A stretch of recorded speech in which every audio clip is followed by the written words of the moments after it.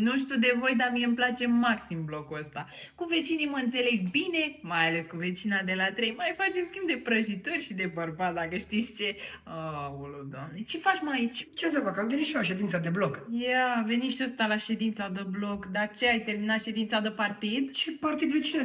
Eu nu-s cu de-astea. Nu ești cu de-astea, las că știm noi, ți-ai pus tot blocul în cap. Adică ce vrei să spui? Adică uite că știe toată scara cu cine ai votat, nu?